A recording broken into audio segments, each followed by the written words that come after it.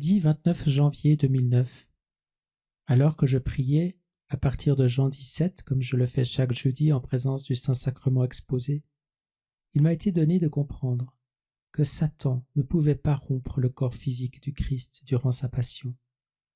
Aucun de ses os ne sera brisé. Jean 19, 36. Il prend sa revanche en cherchant à disloquer son Église. J'ai compris que la fragmentation infligée au corps du Christ peut être guérie par les soins particuliers de l'Esprit Saint et de la Bienheureuse Vierge Marie.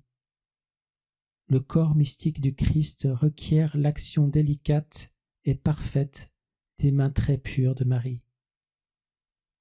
Elle est envoyée du ciel, sans quitter son glorieux trône céleste, pour prendre soin des membres souffrants du corps mystique, et pour que l'Église recouvre la santé en quelque lieu que le péché l'affaiblisse ou que le mal l'empoisonne.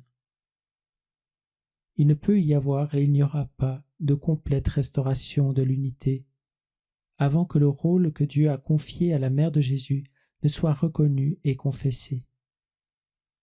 La chose est également vraie en ce qui concerne la guérison des vies brisées et des âmes empoisonnées par le péché. Alors le Seigneur a poursuivi. Ma mère est l'intermédiaire de toute guérison, l'instrument choisi de l'Esprit Saint pour la restauration de la vie, de la lumière et de l'unité dans tous les lieux et toutes les circonstances qui viennent à en manquer, jusqu'à ce que cette disposition souveraine de mon Père ne soit reconnue et confessée. Il n'y aura pas de guérison, de purification, ni de sanctification du sacerdoce et de l'Église, pour lesquels peinent et s'offrent tant d'âmes. Aucun de ces objectifs ne peut être obtenu par des moyens humains, ni même par des moyens spirituels, si ce n'est le rôle qui appartient à ma mère et à personne d'autre, parce que c'est elle seule, l'Immaculée, qui peut être l'instrument humain adapté aux opérations de l'Esprit Saint. Maintenant tu vois un peu mieux pourquoi la consécration à ma mère n'est pas seulement une pratique louable et désirable, elle est une nécessité. Elle est la condition en dehors de laquelle la réalisation de mes promesses pour les âmes et l'Église, et particulièrement pour le sacerdoce dans l'Église, continuera d'être entravée et retardée. Par consécration, j'entends autre chose qu'un simple acte de dévotion par lequel une personne ou un groupe ou une nation sont confiés à l'amour de ma mère. Je veux parler d'une claire reconnaissance de son rôle dans mon œuvre de salut, et donc un abandon délibéré et conscient à ce rôle en toutes ses implications. Vendredi 30 janvier 2009. Celui que j'appelle à une vie de réparation ne doit pas tomber dans la tiédeur et le manque de générosité. Ces choses représentent l'exact opposé de ce que signifie un appel à réparer. Je t'ai appelé et mis à part pour vivre en ma présence jour après jour et pour adorer mon visage eucharistique. Dans ce but, je nous ai réunis dans une même maison. Je désire être le centre et le seul motif de tout ce que tu fais.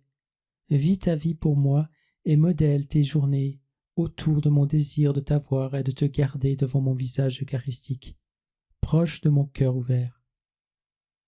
Je t'ai appelé à cette vie d'adoration en compensation de la froideur et de l'indifférence de tant de prêtres, qui, bien que vivant à proximité de ma présence sacramentelle, ne viennent que rarement, ou même jamais, devant ma face, et ne s'approchent pas de mon cœur eucharistique.